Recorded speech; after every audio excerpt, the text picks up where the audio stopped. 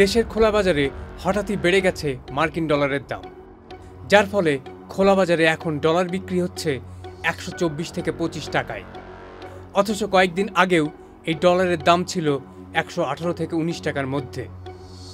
অবশ্য অর্থনীতিবিদেরা মনে করছেন, চলমান পরিস্থিতির কারণে চলতি মাসে প্রবাসী আয় ব্যাংকিং চ্যানেলের মাধ্যমে না আসায় এই অবস্থার সৃষ্টি হয়েছে। কেন্দ্রীয় ব্যাংকের প্রবাসী আয় সংক্রান্ত হালনাগাদ প্রতিবেদনে দেখা গেছে, চলতি জুলাই মাসের 27 তারিখ পর্যন্ত দেশে প্রবাসী আয় এসেছে 156 কোটি 74 লাখ ডলার। এর মধ্যে 20 জুলাই পর্যন্ত এসেছিল 142 কোটি 93 লাখ ডলার। আর গত 21 থেকে 27 জুলাই এই 7 দিনে প্রবাসী আয় এসেছে মাত্র 13 কোটি 80 লাখ ডলার। অথচ গত জুন মাসেই প্রবাসীরা দেশে রেমিটেন্স পাঠিয়েছেন 254 কোটি ডলার, যা গত 3 বছরের মধ্যে সর্বোচ্চ।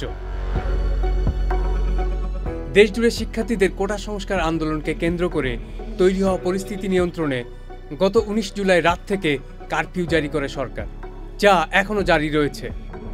এর মধ্যে 19 থেকে 23 জুলাই সরকারি ছুটি ও সাধারণ ছুটির কারণে ব্যাংক বন্ধ ছিল। এছাড়া টানা 5 দিন ব্রডব্যান্ড ইন্টারনেট ও 10 দিন মোবাইল ইন্টারনেট সংযোগ না থাকায় ব্যাংকের অনলাইন লেনদেনও বন্ধ ছিল। আর এই লেনদেন বন্ধ থাকার পর 24 জুলাই যেদিন ব্যাংক চালু হয়, সেদিন আবার বৈশ্বিক লেনদেন সিস্টেম সুইফট থেকে বিচ্ছিন্ন থাকায় কোনো প্রবাসী আয়ের অর্থ আসেনি, যার প্রভাব পড়েছে দেশের প্রবাসী আয়ে।